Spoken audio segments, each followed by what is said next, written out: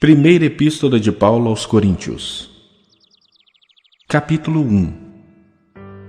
Paulo, chamado pela vontade de Deus para ser apóstolo de Jesus Cristo, e o irmão Sóstenes, à igreja de Deus que está em Corinto, aos santificados em Cristo Jesus, chamados para ser santos, com todos os que em todo lugar invocam o nome do nosso Senhor Jesus Cristo, Senhor deles e nosso, graça a vós outros e paz da parte de Deus nosso Pai e do Senhor Jesus Cristo. Sempre dou graças a meu Deus a vosso respeito, a propósito da sua graça que vos foi dada em Cristo Jesus, porque em tudo fostes enriquecidos nele, em toda a palavra e em todo o conhecimento, assim como o testemunho de Cristo tem sido confirmado em vós, de maneira que não vos falte nenhum dom, aguardando vós a revelação de nosso Senhor Jesus Cristo, o qual também vos confirmará até o fim, para serdes irrepreensíveis no dia de nosso Senhor Jesus Cristo. Fiel é Deus, pelo qual fostes chamados à comunhão de seu Filho Jesus Cristo, nosso Senhor. Rogo-vos, irmãos, pelo nome de nosso Senhor Jesus Cristo, que faleis todos a mesma coisa e que não haja entre vós divisões. Antes, sejais inteiramente unidos, na mesma disposição mental e no mesmo parecer. Pois a vosso respeito, meus irmãos, fui informado pelos da casa de Cloé de que há contendas entre vós. Refiro-me ao fato de cada um de vós dizer: eu sou de Paulo, e eu de Apolo, e eu de Cefas, e eu de Cristo. Acaso Cristo está dividido? Foi Paulo crucificado em favor de vós, ou fostes porventura batizados em nome de Paulo? Dou graças a Deus, porque a nenhum de vós batizei, exceto Crispo e Gaio, para que ninguém diga que fostes batizados em meu nome. Batizei também a casa de Estéfanas. Além destes, não me lembro se batizei algum outro. Porque não me enviou Cristo para batizar, mas para pregar o Evangelho, não com sabedoria de palavra, para que não se anule a cruz de Cristo. Certamente a palavra da cruz é loucura para os que se perdem, mas para nós que somos salvos, poder de Deus. Pois está escrito: destruirei a sabedoria dos sábios e aniquilarei a inteligência dos instruídos. Onde está o sábio? Onde o escriba? Onde o inquiridor deste século? Porventura não tornou Deus louca a sabedoria do mundo? Visto como na sabedoria de Deus o mundo não o conheceu por sua própria sabedoria, aprove a Deus salvar os que creem pela loucura da pregação. Porque tanto os judeus pedem sinais, como os gregos buscam sabedoria. Mas nós pregamos a Cristo crucificado, escândalo para os judeus, loucura para os gentios. Mas para os que foram chamados, tanto judeus como gregos, pregamos a Cristo, poder de Deus e sabedoria de Deus. Porque a loucura de Deus é mais sábia do que os homens, e a fraqueza de Deus é mais forte do que os homens. Irmãos, reparai, pois, na vossa vocação, visto que não foram chamados muitos sábios segundo a carne, nem muitos poderosos, nem muitos de nobre nascimento. Pelo contrário, Deus escolheu as coisas loucas do mundo para envergonhar os sábios, e escolheu as coisas fracas do mundo para envergonhar as fortes. E Deus escolheu as coisas humildes do mundo, e as desprezadas, e aquelas que não são, para reduzir a nada as que são, a fim de que ninguém se vanglorie na presença de Deus. Mas vós sois dele, em Cristo Jesus, o qual se nos tornou da parte de Deus sabedoria e justiça e santificação e redenção, para que, como está escrito, aquele que se gloria, glorie-se no Senhor.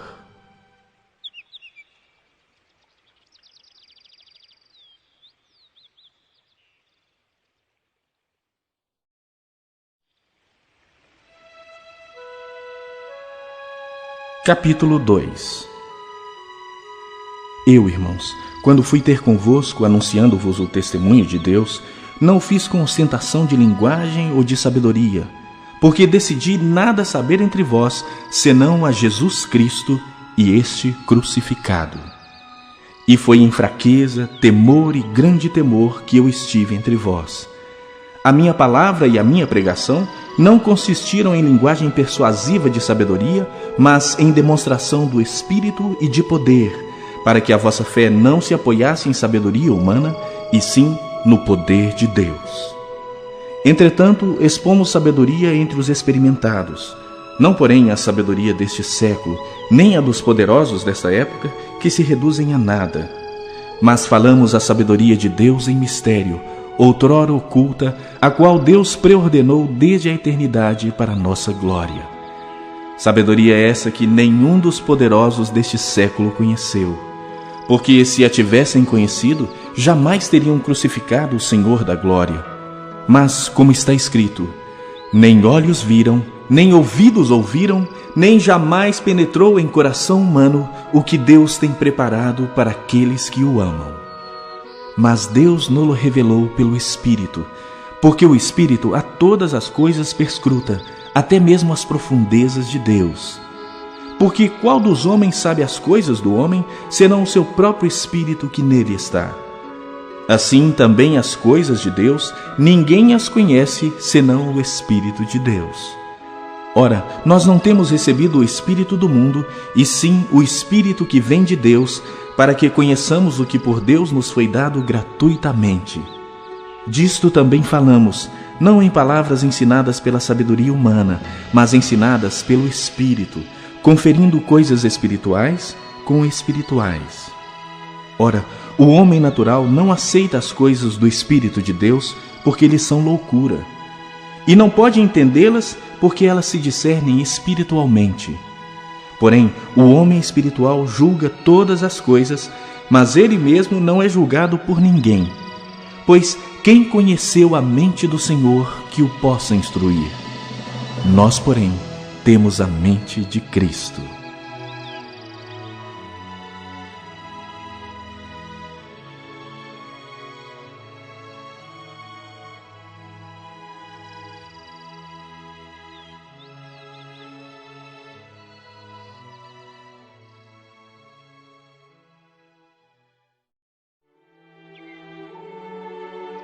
Capítulo 3. Eu, porém, irmãos, não vos pude falar como a espirituais, e sim como a carnais, como a crianças em Cristo. Leite vos dei a beber, não vos dei alimento sólido, porque ainda não podíeis suportá-lo. Nem ainda agora podeis, porque ainda sois carnais. Porque, havendo entre vós ciúmes e contendas, não é assim que sois carnais e andais segundo o homem? Quando, pois, alguém diz, eu sou de Paulo, e outro, eu de Apolo, não é evidente que andais segundo os homens? Quem é Apolo? E quem é Paulo? Servos por meio de quem crestes, e isso conforme o Senhor concedeu a cada um. Eu plantei, Apolo regou, mas o crescimento veio de Deus. De modo que nem o que planta é alguma coisa, nem o que rega, mas Deus que dá o crescimento. Ora, o que planta e o que rega são um, e cada um receberá o seu galardão segundo o seu próprio trabalho. Porque de Deus somos cooperadores, lavoura de Deus, edifício de Deus sois vós. Segundo a graça que me foi dada, lancei o fundamento como prudente construtor, e outro edifica sobre ele. Porém, cada um veja como edifica. Porque ninguém pode lançar outro fundamento além do que foi posto, o qual é Jesus Cristo. Contudo, se o que alguém edifica sobre o fundamento é ouro, prata, pedras preciosas, madeira, feno, palha, manifesta se tornará a obra de cada um, pois o dia a demonstrará, porque está sendo revelada pelo fogo. E qual seja a obra de cada um, o próprio fogo o provará. Se permanecer a obra de alguém que sobre o fundamento edificou, esse receberá galardão. Se a obra de alguém se queimar, sofrerá ele dano, mas esse mesmo será salvo todavia, como que através do fogo.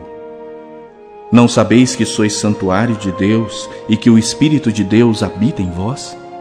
Se alguém destruir o santuário de Deus, Deus o destruirá, porque o santuário de Deus que sois vós é sagrado. Ninguém se engane a si mesmo. Se alguém dentre vós se tem por sábio neste século, faça-se estulto para se tornar sábio. Porque a sabedoria deste mundo é loucura diante de Deus. Porquanto está escrito, ele apanha os sábios na própria estultícia deles. E outra vez, o Senhor conhece os pensamentos dos sábios, que são pensamentos vãos. Portanto, ninguém se glorie nos homens, porque tudo é vosso. Seja Paulo, seja Apolo, seja Cefas, seja o mundo, seja a vida, seja a morte, sejam as coisas presentes, sejam as futuras, tudo é vosso, e vós de Cristo, e Cristo de Deus.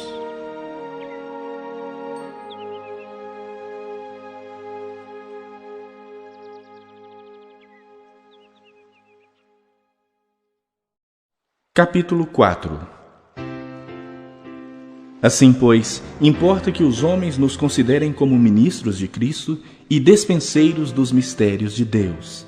Ora, além disso, o que se requer dos despenseiros é que cada um deles seja encontrado fiel. Todavia, a mim muito pouco se me dá de ser julgado por vós ou por tribunal humano, nem eu tampouco julgo a mim mesmo. Porque de nada me argui a consciência. Contudo, nem por isso me dou por justificado, pois quem me julga é o Senhor. Portanto, nada julgueis antes do tempo, até que venha o Senhor, o qual não somente trará à plena luz as coisas ocultas das trevas, mas também manifestará os desígnios dos corações. E então, cada um receberá o seu louvor da parte de Deus. Estas coisas, irmãos, apliquei-as figuradamente a mim mesmo e a Apolo por vossa causa, para que, por nosso exemplo, aprendais isto. Não ultrapasseis o que está escrito, a fim de que ninguém se ensoberbeça a favor de um em detrimento de outro. E que tens tu que não tenhas recebido? E se o recebeste, por que te vanglorias como se o não tiveras recebido? Já estáis fartos, já estáis ricos. Chegastes a reinar sem nós. Sim, tomara reinasseis, para que também nós viéssemos a reinar convosco. Porque a mim me parece que Deus nos pôs a nós, os apóstolos, em último lugar, como se fôssemos condenados à morte, porque nos tornamos espetáculo ao mundo, tanto a anjos como a homens. Nós somos loucos por causa de Cristo, e vós sábios em Cristo.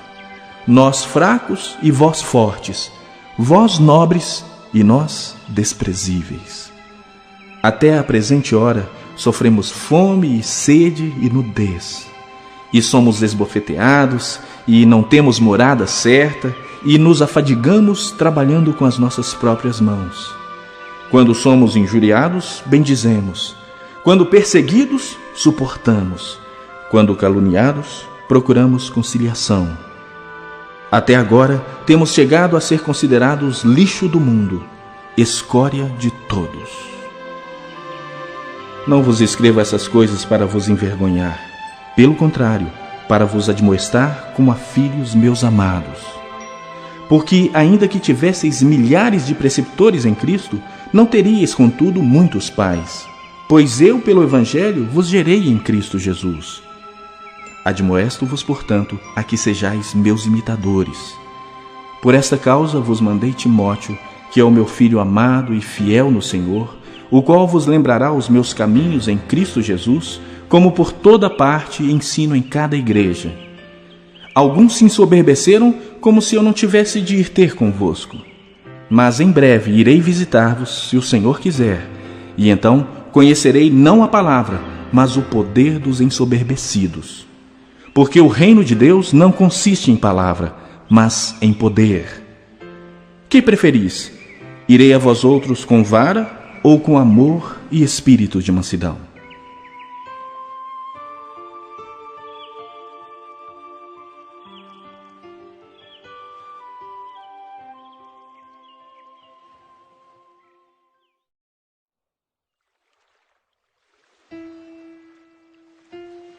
Capítulo 5. Geralmente se ouve que há entre vós imoralidade, e imoralidade tal como nem mesmo entre os gentios, isto é, haver quem se atreva a possuir a mulher de seu próprio pai. E contudo, andais vós ensoberbecidos, e não chegastes a lamentar, para que fosse tirado do vosso meio quem tamanho ultraje praticou? Eu, na verdade, ainda que ausente em pessoa, mas presente em espírito, já sentenciei como se estivesse presente, que o autor de tal infâmia, seja em nome do Senhor Jesus, reunidos vós e o meu espírito, com o poder de Jesus nosso Senhor, entregue a Satanás para a destruição da carne, a fim de que o espírito seja salvo no dia do Senhor Jesus. Não é boa a vossa jactância. Não sabeis que um pouco de fermento leveda a massa toda? Lançai fora o velho fermento, para que sejais nova massa, como sois de fato, sem fermento. Pois também Cristo, nosso Cordeiro Pascal, foi imolado. Por isso, celebremos a festa não com o velho fermento, nem com o fermento da maldade e da malícia, e sim com os asmos da sinceridade e da verdade. Já em carta vos escrevi que não vos associeis com os impuros. Refiro-me com isso não propriamente aos impuros deste mundo, ou aos avarentos, ou roubadores, ou idólatras, pois nesse caso terias de sair do mundo. Mas agora vos escrevo que não vos associeis com alguém que, dizendo-se irmão, for impuro, ou avarento, ou idólatra, ou maldizente, ou beberrão, ou roubador. Com esse tal, nem ainda comais. Pois com que direito haveria eu de julgar os de fora? Não julgais vós os de dentro? Os de fora, porém, Deus os julgará. Expulsai, pois, de entre vós o malfeitor.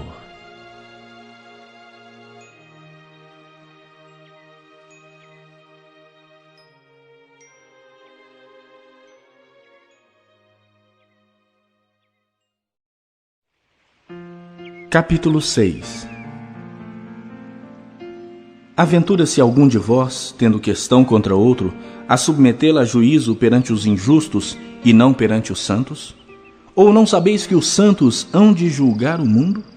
Ora, se o mundo deverá ser julgado por vós, sois acaso indignos de julgar as coisas mínimas? Não sabeis que havemos de julgar os próprios anjos? Quanto mais as coisas desta vida. Entretanto, vós, quando tendes a julgar negócios terrenos, constituís um tribunal daqueles que não têm nenhuma aceitação na igreja. Para vergonha vô-lo digo. Não há, porventura, nenhum sábio entre vós que possa julgar no meio da irmandade? Mas irá um irmão a juízo contra outro irmão, e isso perante incrédulos. O só existir entre vós demandas já é completa derrota para vós outros. Por que não sofreis antes a injustiça? Por que não sofreis antes o dano? Mas vós mesmos fazeis a injustiça e fazeis o dano, e isso aos próprios irmãos. Ou não sabeis que os injustos não herdarão o reino de Deus? Não vos enganeis, nem impuros, nem idólatras, nem adúlteros, nem efeminados, nem sodomitas, nem ladrões, nem avarentos, nem bêbados, nem maldizentes, nem roubadores herdarão o reino de Deus. Tais fostes alguns de vós, mas vós vos lavastes, mas fostes santificados, mas fostes justificados em o nome do Senhor Jesus Cristo e no Espírito do nosso Deus. Todas as coisas me são lícitas, mas nem todas convêm. Todas as coisas me são lícitas, mas eu não me deixarei dominar por nenhuma delas. Os alimentos são para o estômago e o estômago para os alimentos, mas Deus destruirá tanto estes como aquele. Porém, o corpo não é para a impureza, mas para o Senhor, e o Senhor para o corpo. Deus ressuscitou o Senhor e também nos ressuscitará a nós pelo seu poder. Não sabeis que os vossos corpos são membros de Cristo? E eu, porventura, tomaria os membros de Cristo e os faria membros de meretriz? Absolutamente não. Ou não sabeis que o homem que se une à prostituta forma um só corpo com ela? Porque, como se diz, serão os dois uma só carne. Mas aquele que se une ao Senhor é um espírito com ele. Fugi da impureza. Qualquer outro pecado que uma pessoa cometer é fora do corpo, mas aquele que pratica a imoralidade peca contra o próprio corpo. Acaso não sabeis que o vosso corpo é santuário do Espírito Santo que está em vós, o qual tendes da parte de Deus, e que não sois de vós mesmos? Porque fostes comprados por preço. Agora, pois, glorificai a Deus no vosso corpo.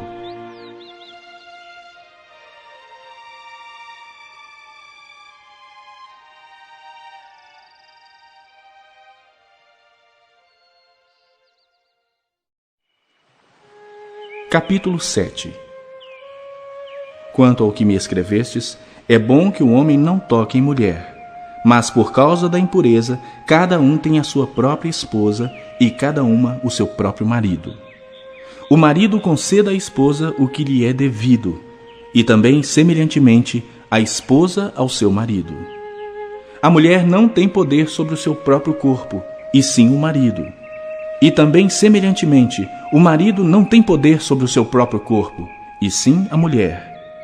Não vos priveis um ao outro, salvo talvez por mútuo consentimento, por algum tempo, para vos dedicardes à oração, e novamente vos ajuntardes, para que Satanás não vos tente por causa da incontinência. E isto vos digo como concessão, e não por mandamento. Quero que todos os homens sejam tais como também eu sou. No entanto, cada um tem de Deus o seu próprio dom. Um, na verdade, de um modo, outro de outro. E aos solteiros e viúvos, digo que lhes seria bom se permanecessem no estado em que também eu vivo. Caso, porém, não se dominem, que se casem, porque é melhor casar do que viver abrasado. Ora, aos casados ordeno não eu, mas o Senhor, que a mulher não se separe do marido. Se, porém, ela vier a separar-se, que não se case ou que se reconcilie com seu marido, e que o marido não se aparte de sua mulher. Aos mais digo eu, não o Senhor. Se algum irmão tem mulher incrédula, e esta consente em morar com ele, não a abandone. E a mulher que tem marido incrédulo, e este consente em viver com ela, não deixe o marido. Porque o marido incrédulo é santificado no convívio da esposa, e a esposa incrédula é santificada no convívio do marido crente. De outra sorte, os vossos filhos seriam impuros, porém agora são santos. Mas, se o descrente quiser apartar-se, que se aparte. Em tais casos, não fica sujeito à servidão nem o irmão, nem a irmã. Deus vos tem chamado à paz. Pois como sabes, ó mulher, se salvarás teu marido? Ou como sabes, ó marido, se salvarás tua mulher? Ande cada um segundo o Senhor lhes tem distribuído, cada um conforme Deus o tem chamado. É assim que ordenem todas as igrejas. Foi alguém chamado estando incircunciso, não se faça circuncidar. A circuncisão em si não é nada. A incircuncisão também nada é, mas o que vale é guardar as ordenanças de Deus. Cada um permaneça na vocação em que foi chamado. Fostes chamado sendo escravo, não te preocupes com isso. Mas se ainda podes tornar-te livre, aproveita a oportunidade. Porque o que foi chamado no Senhor sendo escravo é liberto do Senhor. Semelhantemente, o que foi chamado sendo livre é escravo de Cristo. Por preço fostes comprados, não vos torneis escravos de homens. Irmãos, cada um permaneça diante de Deus naquilo em que foi chamado. Com respeito às virgens, não tenho mandamento do Senhor. Porém, dou minha opinião, como tendo recebido do Senhor a misericórdia de ser fiel. Considero, por causa da angustiosa situação presente, ser bom para o homem permanecer assim como está. Estás casado? Não procures separar-te. Estás livre de mulher? Não procures casamento. Mas se te casares, com isso não pecas. E também, se a virgem se casar, por isso não peca. Ainda assim, tais pessoas sofrerão angústia na carne, e eu quisera poupar-vos. Isto, porém, vos digo, irmãos, o tempo se abrevia. O que resta é que não só os casados sejam como se não fossem, mas também os que choram como se não chorassem, e os que se alegram como se não se alegrassem, e os que compram como se nada possuíssem, e os que se utilizam do mundo como se dele não usassem, porque a aparência deste mundo passa. O que realmente eu quero é que estejais livres de preocupações. Quem não é casado, cuida das coisas do Senhor, de como agradar ao Senhor. Mas o que se casou, cuida das coisas do mundo, de como agradar à esposa, e assim está dividido. Também a mulher, tanto a viúva como a virgem, cuida das coisas do Senhor para ser santa, assim como no corpo e no espírito. A que se casou, porém, se preocupa com as coisas do mundo, de como agradar ao marido. Digo isso em favor dos vossos próprios interesses. Não que eu pretenda enredar-vos, mas somente para o que é decoroso e vos facilite o consagrar-vos desimpedidamente ao Senhor. Entretanto, se alguém julga que trata sem decoro a sua filha, estando já a passar-lhe a flor da idade, e as circunstâncias o exigem, faça o que quiser. Não peca, que se casem. Todavia, o que está firme em seu coração, não tendo necessidade, mas domínio sobre o seu próprio arbítrio, e isso bem firmado no seu ânimo, para conservar virgem a sua filha, bem fará. E assim, quem casa a sua filha virgem faz bem. Quem não a casa, faz melhor. A mulher está ligada enquanto vive o marido. Contudo, se falecer o marido, fica livre para casar com quem quiser, mas somente no Senhor. Todavia, será mais feliz se permanecer viúva, segundo a minha opinião. E penso que também eu tenho o Espírito de Deus.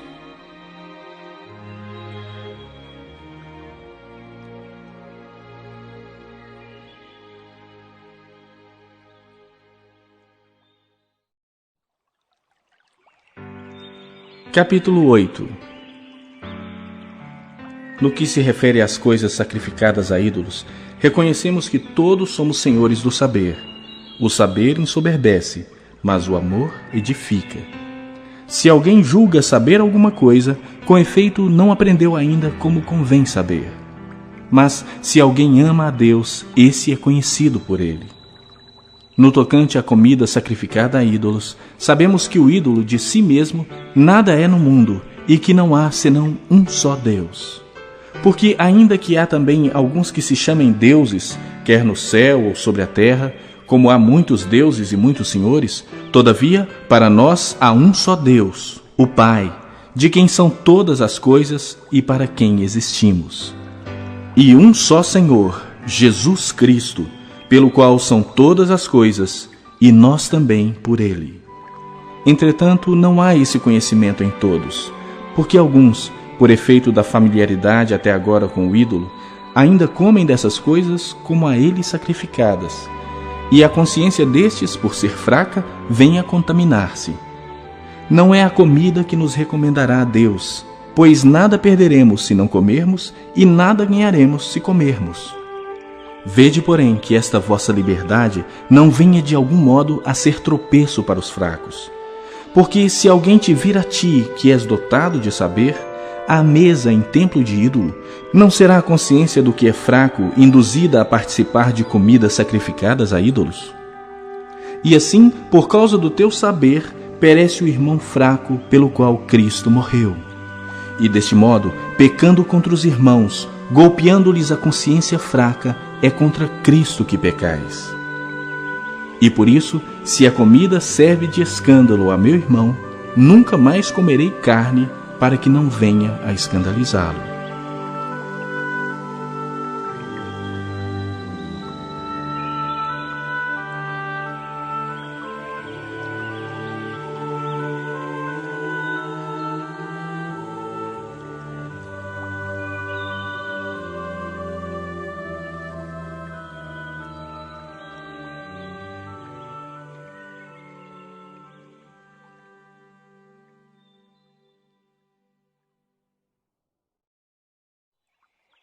Capítulo 9. Não sou eu porventura livre? Não sou apóstolo? Não vi Jesus nosso Senhor? Acaso não sois fruto do meu trabalho no Senhor? Se não sou apóstolo para outrem, certamente o sou para vós outros, porque vós sois o selo do meu apostolado no Senhor. A minha defesa perante os que me interpelam é esta: não temos nós o direito de comer e beber? E também o de fazer-nos acompanhar de uma mulher irmã como fazem os demais apóstolos e os irmãos do Senhor e Cefas? Ou somente eu e Barnabé não temos direito de deixar de trabalhar? Quem jamais vai à guerra à sua própria custa? Quem planta a vinha e não come do seu fruto? Ou quem apacenta um rebanho e não se alimenta do leite do rebanho? Porventura falo isso como homem, ou não o diz também a lei? Porque na lei de Moisés está escrito: não atarás a boca ao boi quando pisa o trigo. Acaso é com bois que Deus se preocupa? Ou é seguramente por nós que ele o diz? Certo que é por nós que está escrito: pois o que lavra, cumpre fazê-lo com esperança. O que pisa o trigo, faça-o na esperança de receber a parte que lhe é devida. Se nós vos semeamos as coisas espirituais, será muito recolhermos de vós bens materiais? Se outros participam desse direito sobre vós, não temos nós em maior medida? Entretanto, não usamos desse direito. Antes suportamos tudo, para não criarmos qualquer obstáculo ao Evangelho de Cristo. Não sabeis vós que os que prestam serviços sagrados do próprio templo se alimentam? E quem serve ao altar, do altar tira o seu sustento? Assim ordenou também o Senhor aos que pregam o Evangelho, que vivam do Evangelho. Eu, porém, não me tenho servido de nenhuma dessas coisas, e não escrevo isso para que assim se faça comigo, porque melhor me fora morrer antes que alguém me anule esta glória. Se anuncio o Evangelho, não tenho de que me gloriar, pois sobre mim pesa essa obrigação. Porque ai de mim se não pregar o Evangelho. Se o faço de livre vontade, tenho galardão. Mas, se constrangido, é então a responsabilidade de despenseiro que me está confiada. Nesse caso, qual é o meu galardão? É que, evangelizando, proponha de graça o Evangelho, para não me valer do direito que ele me dá. Porque, sendo livre de todos, fiz-me escravo de todos, a fim de ganhar o maior número possível. Procedi para com os judeus como judeu, a fim de ganhar os judeus. Para os que vivem sob o regime da lei, como se eu mesmo assim vivesse, para ganhar os que vivem debaixo da lei, embora não esteja eu debaixo da lei. Aos sem lei, como se eu mesmo fosse, não estando sem lei para com Deus, mas debaixo da lei de Cristo, para ganhar os que vivem fora do regime da lei. Fiz-me fraco para com os fracos, com o fim de ganhar os fracos. Fiz-me tudo para com todos, com o fim de, por todos os modos, salvar alguns. Tudo faço por causa do Evangelho, com o fim de me tornar cooperador com ele. Não sabeis vós que os que correm no estádio, todos na verdade correm, mas um só leva o prêmio? Correi de tal maneira que o alcanceis. Todo atleta em tudo se domina. Aqueles para alcançar uma coroa corruptível, nós, porém, a incorruptível. Assim corro também eu, não sem meta. Assim luto, não como desferindo golpes no ar, mas esmurro o meu corpo e o reduzo à escravidão, para que, tendo pregado a outros, não venha eu mesmo a ser desqualificado.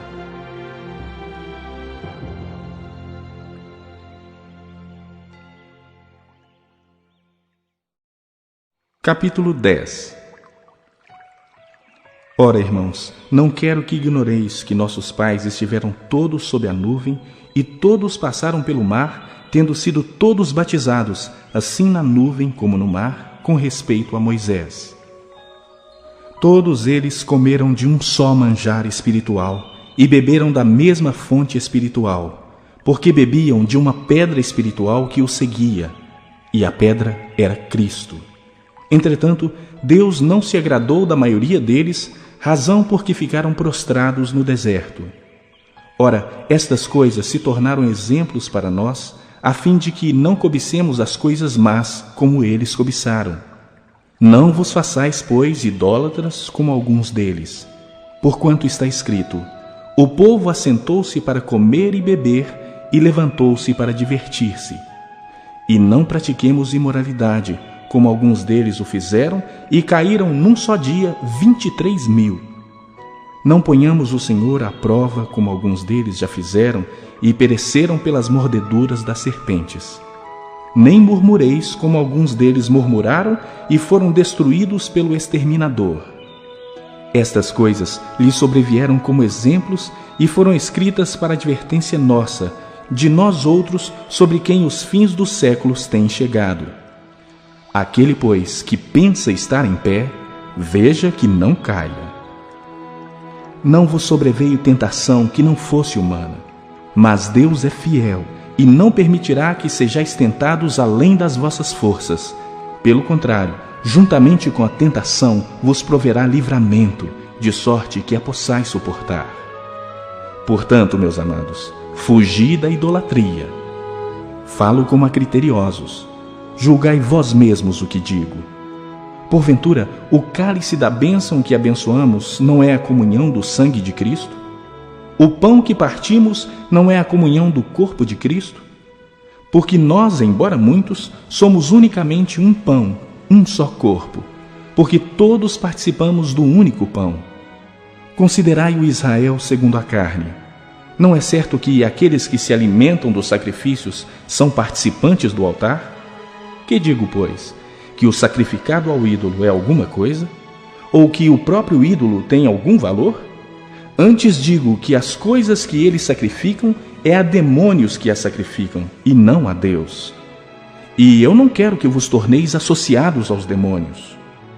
Não podeis beber o cálice do Senhor e o cálice dos demônios. Não podeis ser participantes da mesa do Senhor e da mesa dos demônios. Ou provocaremos zelos no Senhor? Somos acaso mais fortes do que Ele?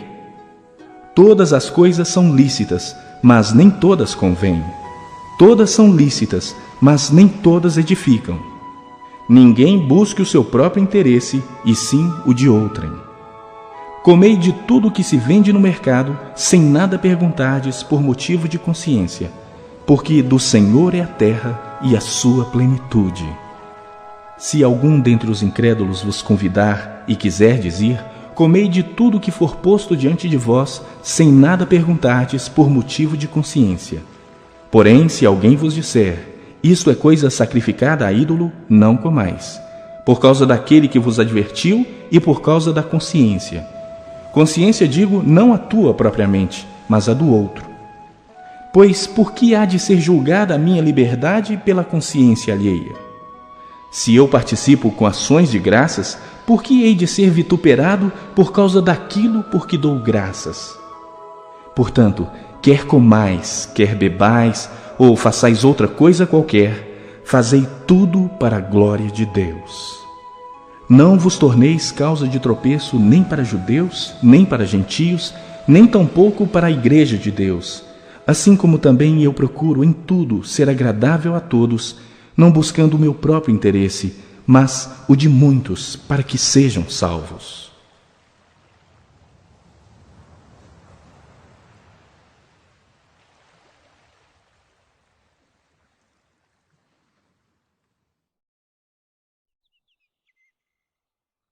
Capítulo 11. Sede meus imitadores, como também eu sou de Cristo. De fato eu vos louvo, porque em tudo vos lembrais de mim e retendes as tradições, assim como vô-las entreguei. Quero, entretanto, que saibais ser Cristo o cabeça de todo o homem, e o homem o cabeça da mulher, e Deus o cabeça de Cristo. Todo homem que ora ou profetiza, tendo a cabeça coberta, desonra a sua própria cabeça. Toda mulher, porém, que ora ou profetiza com a cabeça sem véu, desonra a sua própria cabeça, porque é como se a tivesse rapada. Portanto, se a mulher não usa véu, nesse caso que rape o cabelo. Mas se lhe é vergonhoso o tosquiar-se ou rapar-se, cumpre-lhe usar véu. Porque, na verdade, o homem não deve cobrir a cabeça, por ser ele imagem e glória de Deus, mas a mulher é glória do homem. Porque o homem não foi feito da mulher, e sim a mulher do homem. Porque também o homem não foi criado por causa da mulher, e sim a mulher por causa do homem. Portanto, deve a mulher, por causa dos anjos, trazer véu na cabeça como sinal de autoridade. No Senhor, todavia, nem a mulher é independente do homem, nem o homem independente da mulher. Porque, como provém a mulher do homem, assim também o homem é nascido da mulher. E tudo vem de Deus. Julgai entre vós mesmos: é próprio que a mulher ore a Deus sem trazer o véu? Ou não vos ensina a própria natureza ser desonroso para o homem usar cabelo comprido? E que, tratando-se da mulher, é para ela uma glória? Pois o cabelo lhe foi dado em lugar de mantilha. Contudo, se alguém quer ser contencioso, saiba que nós não temos tal costume, nem as igrejas de Deus. Nisto, porém, que vos prescrevo, não vos louvo, porquanto vos ajuntais não para melhor, e sim para pior. Porque, antes de tudo, estou informado haver divisões entre vós quando vos reunis na igreja, e eu, em parte, o creio. Porque até mesmo importa que haja partidos entre vós, para que também os aprovados se tornem conhecidos em vosso meio.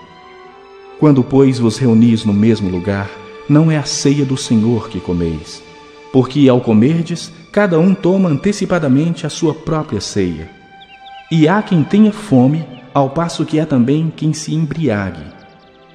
Não tendes, porventura, casas onde comer e beber? Ou menosprezais a igreja de Deus e envergonhais os que nada têm? Que vos direi? Louvar-vos-ei? Nisto certamente não vos louvo. Porque eu recebi do Senhor o que também vos entreguei, que o Senhor Jesus, na noite em que foi traído, tomou o pão, e, tendo dado graças, o partiu e disse: Isto é o meu corpo que é dado por vós. Fazei isto em memória de mim. Por semelhante modo, depois de haver ceado, tomou também o cálice, dizendo: Este cálice é a nova aliança no meu sangue. Fazei isto todas as vezes que o beberdes, em memória de mim. Porque todas as vezes que comerdes este pão e beberdes o cálice, anunciais a morte do Senhor, até que ele venha. Por isso, aquele que comer o pão ou beber o cálice do Senhor indignamente, será réu do corpo e do sangue do Senhor. Examine-se, pois, o homem a si mesmo, e assim coma do pão e beba do cálice. Pois quem come e bebe sem discernir o corpo, come e bebe juízo para si. Eis a razão porque há entre vós muitos fracos e doentes, e não poucos que dormem. Porque se nos julgássemos a nós mesmos, não seríamos julgados. Mas quando julgados, somos disciplinados pelo Senhor para não sermos condenados com o mundo. Assim, pois, irmãos meus, quando vos reunis para comer, esperai uns pelos outros. Se alguém tem fome, coma em casa, a fim de não vos reunirdes para juízo. Quanto às demais coisas, eu as ordenarei quando for ter convosco.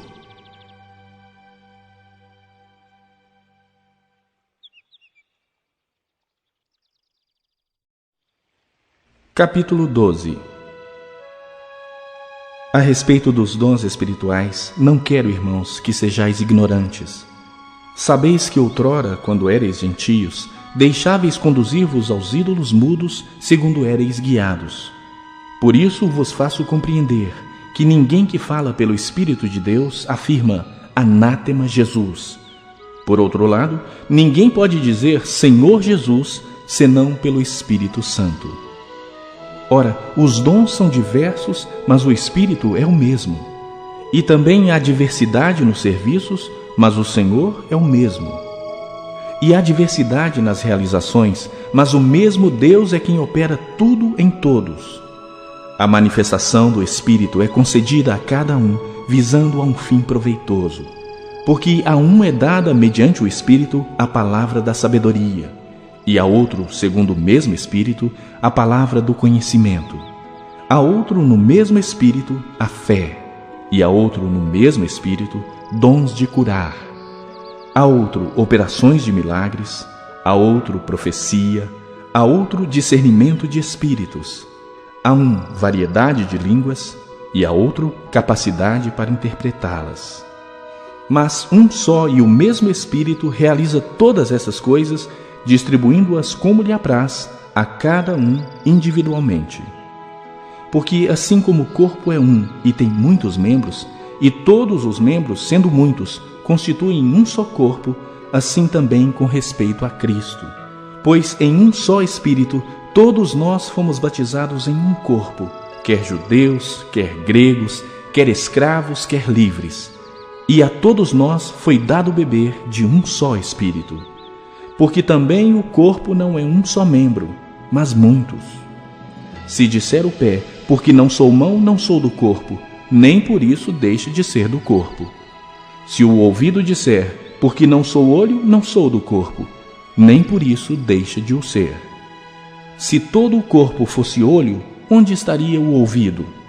Se todo fosse ouvido, onde o olfato? Mas Deus dispôs os membros, colocando cada um deles no corpo como lhe aprouve. Se todos, porém, fossem um só membro, onde estaria o corpo? O certo é que há muitos membros, mas um só corpo. Não podem os olhos dizer à mão, não precisamos de ti, nem ainda a cabeça aos pés, não preciso de vós. Pelo contrário, os membros do corpo que parecem ser mais fracos são necessários. E os que nos parecem menos dignos no corpo, a estes damos muito maior honra. Também os que em nós não são decorosos, revestimos de especial honra. Mas os nossos membros nobres não têm necessidade disso. Contudo, Deus coordenou o corpo, concedendo muito mais honra àquilo que menos tinha, para que não haja divisão no corpo. Pelo contrário, cooperem os membros com igual cuidado em favor uns dos outros. De maneira que, se um membro sofre, todos sofrem com ele. E se um deles é honrado, com ele todos se regozijam. Ora, vós sois corpo de Cristo, e individualmente membros desse corpo. A uns estabeleceu Deus na igreja, primeiramente apóstolos, em segundo lugar, profetas, em terceiro lugar, mestres, depois operadores de milagres, depois dons de curar, socorros, governos, variedades de línguas. Porventura são todos apóstolos? Ou todos profetas? São todos mestres? Ou operadores de milagres? Têm todos dons de curar? Falam todos em outras línguas? Interpretam-nas todos? Entretanto, procurai com zelo os melhores dons. E eu passo a mostrar-vos ainda um caminho sobremodo excelente.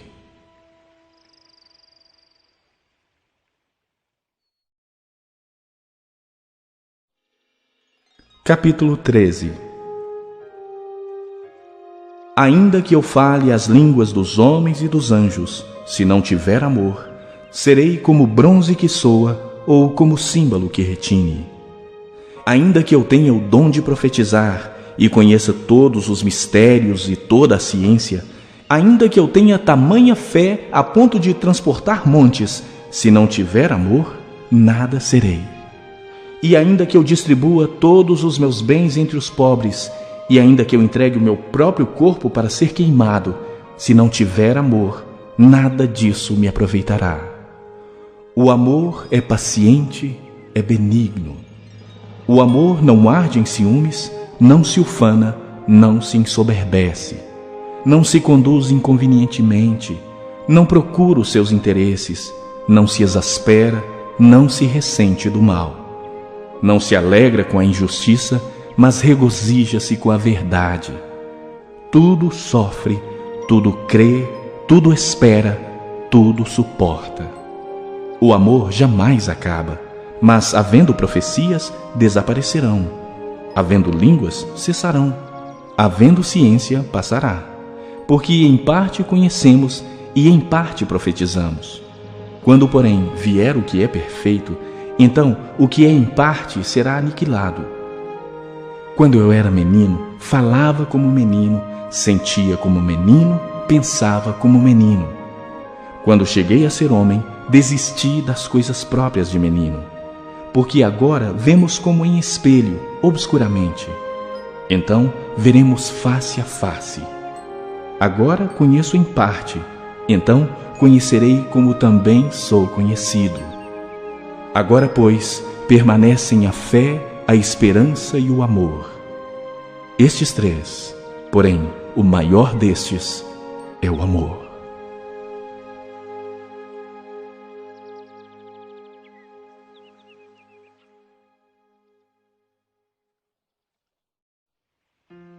Capítulo 14. Segui o amor e procurai com zelo os dons espirituais, mas principalmente que profetizeis. Pois quem fala em outra língua não fala a homens, senão a Deus, visto que ninguém o entende, e em espírito fala mistérios. Mas o que profetiza fala aos homens, edificando, exortando e consolando. O que fala em outra língua, a si mesmo se edifica, mas o que profetiza edifica a igreja. Eu quisera que vós todos falassem em outras línguas, muito mais, porém, que profetizasseis, pois quem profetiza é superior ao que fala em outras línguas, salvo se as interpretar, para que a igreja receba edificação. Agora, porém, irmãos, se eu for ter convosco falando em outras línguas, em que vos aproveitarei, se não vos falar por meio de revelação, ou de ciência, ou de profecia, ou de doutrina? É assim que os instrumentos inanimados, como a flauta ou a cítara, quando emitem sons, se não os derem bem distintos, como se reconhecerá o que se toca na flauta ou cítara? Pois também, se a trombeta der som incerto, quem se preparará para a batalha? Assim vós, se com a língua não disserdes palavra compreensível, como se entenderá o que dizeis? Porque estareis como se falasseis ao ar. Há, sem dúvida, muitos tipos de vozes no mundo, nenhum deles, contudo, sem sentido. Se eu, pois, ignorar a significação da voz, serei estrangeiro para aquele que fala, e ele estrangeiro para mim. Assim também vós, visto que desejais dons espirituais, procurai progredir para a edificação da igreja. Pelo que o que fala em outra língua deve orar para que a possa interpretar. Porque se eu orar em outra língua, o meu espírito ora de fato, mas a minha mente fica infrutífera. Que farei, pois? Orarei com o espírito, mas também orarei com a mente. Cantarei com o espírito, mas também cantarei com a mente. E se tu bendisseres apenas em espírito, como dirá o indouto o amém depois da tua ação de graças? Visto que não entende o que dizes. Porque tu, de fato, dás bem as graças, mas o outro não é edificado. Dou graças a Deus porque falo em outras línguas mais do que todos vós. Contudo, prefiro falar na igreja 5 palavras com o meu entendimento para instruir outros, a falar 10.000 em outra língua. Irmãos, não sejais meninos no juízo. Na malícia, sim, sede crianças. Quanto ao juízo, sede homens amadurecidos. Na lei está escrito: falarei a este povo por homens de outras línguas e por lábios de outros povos, e nem assim me ouvirão, diz o Senhor. De sorte que as línguas constituem um sinal não para os crentes, mas para os incrédulos. Mas a profecia não é para os incrédulos, e sim para os que creem. Se, pois, toda a igreja se reunir no mesmo lugar, e todos se puserem a falar em outras línguas, no caso de entrarem indoutos ou incrédulos, não dirão porventura que estáis loucos? Porém, se todos profetizarem e entrar algum incrédulo ou indouto, é ele por todos convencido e por todos julgado. Tornam-se-lhe manifestos os segredos do coração, e assim, prostrando-se com a face em terra, adorará a Deus, testemunhando que Deus está de fato no meio de vós. Que fazer, pois, irmãos? Quando vos reunis, um tem salmo, outro doutrina, este traz revelação, aquele outra língua e ainda outro interpretação. Seja tudo feito para edificação.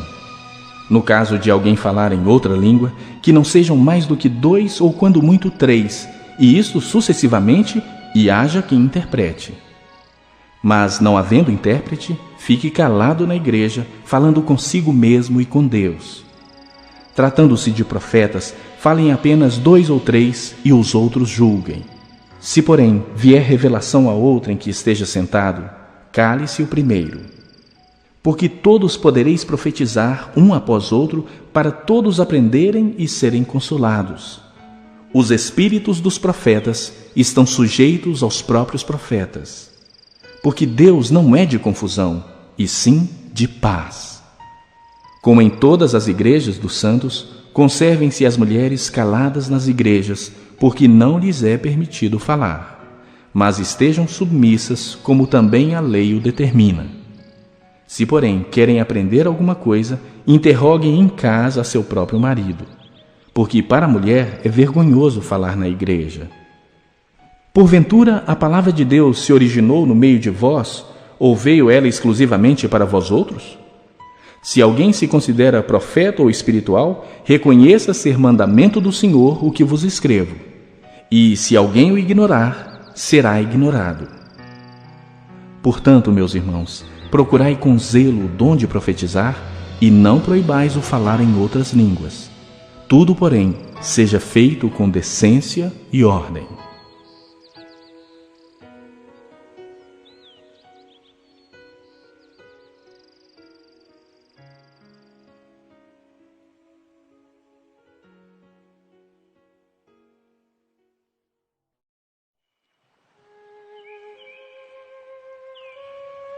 Capítulo 15. Irmãos, venho lembrar-vos o evangelho que vos anunciei, o qual recebestes e no qual ainda perseverais. Por ele também sois salvos, se retiverdes a palavra tal como vô-la preguei, a menos que tenhais crido em vão. Antes de tudo, vos entreguei o que também recebi, que Cristo morreu pelos nossos pecados, segundo as Escrituras, e que foi sepultado e ressuscitou ao terceiro dia, segundo as Escrituras. E apareceu a Cefas e depois aos 12.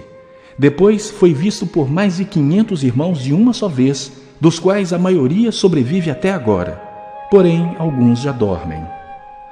Depois foi visto por Tiago, mais tarde por todos os apóstolos, e afinal, depois de todos, foi visto também por mim, como por um nascido fora do tempo. Porque eu sou o menor dos apóstolos, que mesmo não sou digno de ser chamado apóstolo, pois persegui a igreja de Deus. Mas pela graça de Deus sou o que sou, e a sua graça que me foi concedida não se tornou vã. Antes trabalhei muito mais do que todos eles, todavia não eu, mas a graça de Deus comigo. Portanto, seja eu ou sejam eles, assim pregamos, e assim crestes. Ora, se é corrente pregar-se que Cristo ressuscitou dentre os mortos, como, pois, afirmam alguns dentre vós que não há ressurreição de mortos? E se não há ressurreição de mortos, então Cristo não ressuscitou. E se Cristo não ressuscitou, é vã a nossa pregação e vã a vossa fé. E somos tidos por falsas testemunhas de Deus, porque temos asseverado contra Deus que ele ressuscitou a Cristo, ao qual ele não ressuscitou, se é certo que os mortos não ressuscitam. Porque se os mortos não ressuscitam, também Cristo não ressuscitou. E se Cristo não ressuscitou, é vã a vossa fé e ainda permaneceis nos vossos pecados. E ainda mais, os que dormiram em Cristo pereceram. Se a nossa esperança em Cristo se limita apenas a esta vida, somos os mais infelizes de todos os homens. Mas, de fato, Cristo ressuscitou dentre os mortos, sendo ele as primícias dos que dormem. Visto que a morte veio por um homem, também por um homem veio a ressurreição dos mortos. Porque assim como em Adão todos morrem, assim também todos serão vivificados em Cristo. Cada um, porém, por sua própria ordem. Cristo as primícias, depois os que são de Cristo na sua vinda. E então virá o fim, quando ele entregar o reino ao Deus e Pai, quando houver destruído todo o principado, bem como toda a potestade e poder. Porque convém que ele reine até que haja posto todos os inimigos debaixo dos pés. O último inimigo a ser destruído é a morte, porque todas as coisas sujeitou debaixo dos pés. E quando diz que todas as coisas lhe estão sujeitas, certamente exclui aquele que tudo lhe subordinou. Quando, porém, todas as coisas lhe estiverem sujeitas, então o próprio Filho também se sujeitará àquele que todas as coisas lhe sujeitou, para que Deus seja tudo em todos. De outra maneira, que farão os que se batizam por causa dos mortos? Se absolutamente os mortos não ressuscitam, por que se batizam por causa deles? E por que também nós nos expomos a perigos a toda hora? dia após dia morro. Eu protesto, irmãos, pela glória que tenho em vós outros, em Cristo Jesus, nosso Senhor. Se como homem lutei em Éfeso com feras, que me aproveita isso? Se os mortos não ressuscitam, comamos e bebamos, que amanhã morreremos. Não vos enganeis, as más conversações corrompem os bons costumes. Tornai-vos à sobriedade como é justo e não pequeis, porque alguns ainda não têm o conhecimento de Deus. Isto digo para vergonha vossa. Mas alguém dirá, como ressuscitam os mortos? E em que corpo vêm? Insensato! O que semeias não nasce se primeiro não morrer.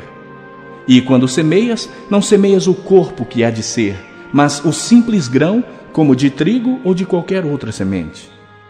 Mas Deus lhe dá corpo como lhe aprouve dar, e a cada uma das sementes o seu corpo apropriado. Nem toda carne é a mesma, porém, uma é a carne dos homens, outra a dos animais, outra a das aves e outra a dos peixes. Também há corpos celestiais e corpos terrestres. E, sem dúvida, uma é a glória dos celestiais e outra a dos terrestres. Uma é a glória do sol, outra a glória da lua e outra a das estrelas, porque até entre estrela e estrela há diferenças de esplendor. Pois assim também é a ressurreição dos mortos. Semeia-se o corpo na corrupção, ressuscita na incorrupção. Semeia-se em desonra, ressuscita em glória. Semeia-se em fraqueza, ressuscita em poder. Semeia-se corpo natural, ressuscita corpo espiritual. Se há corpo natural, há também corpo espiritual. Pois assim está escrito: o primeiro homem, Adão, foi feito alma vivente. O último Adão, porém, é espírito vivificante. Mas não é primeiro o espiritual, e sim o natural, depois o espiritual. O primeiro homem formado da terra é terreno, o segundo homem é do céu. Como foi o primeiro homem o terreno, tais são também os demais homens terrenos. E como é o homem celestial, tais também os celestiais. E assim como trouxemos a imagem do que é terreno, devemos trazer também a imagem do celestial. Isto afirmo, irmãos, que a carne e o sangue não podem herdar o reino de Deus, nem a corrupção herdar a incorrupção. Eis que vos digo um mistério: nem todos dormiremos, mas transformados seremos todos, num momento, num abrir e fechar de olhos, ao ressoar da última trombeta. A trombeta soará, os mortos ressuscitarão incorruptíveis e nós seremos transformados. Porque é necessário que este corpo corruptível se revista da incorruptibilidade e que o corpo mortal se revista da imortalidade. E quando este corpo corruptível se revestir de incorruptibilidade e o que é mortal se revestir de imortalidade, então se cumprirá a palavra que está escrita: tragada foi a morte pela vitória. Onde está, ó morte, a tua vitória? Onde está, ó morte, o teu aguilhão? O aguilhão da morte é o pecado, e a força do pecado é a lei. Graças a Deus que nos dá a vitória por intermédio de nosso Senhor Jesus Cristo.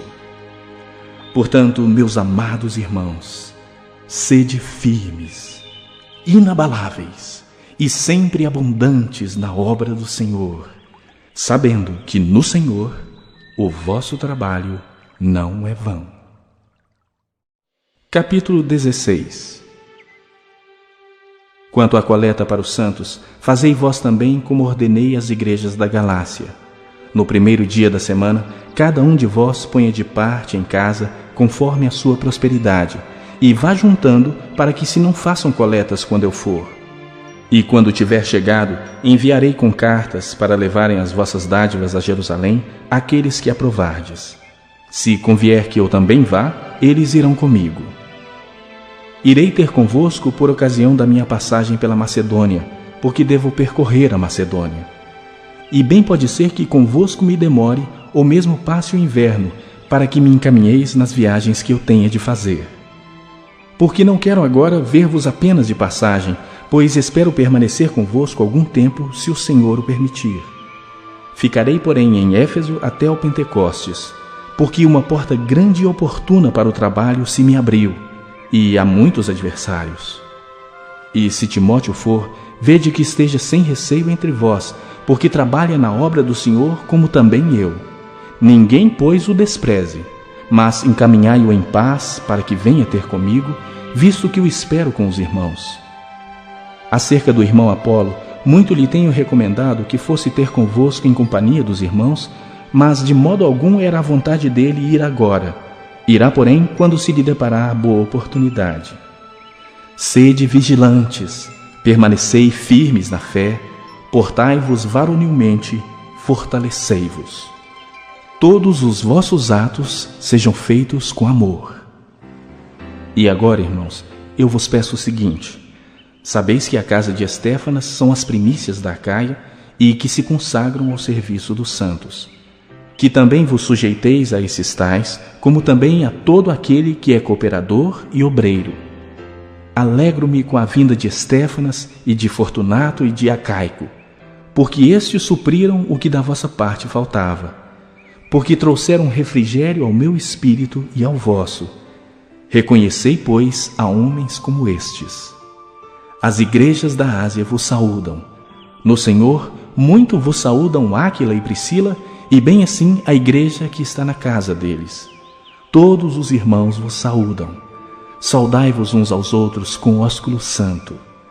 A saudação escrevo eu, Paulo, de próprio punho. Se alguém não ama o Senhor, seja anátema. Maranata. A graça do Senhor Jesus seja convosco. O meu amor seja com todos vós, em Cristo Jesus.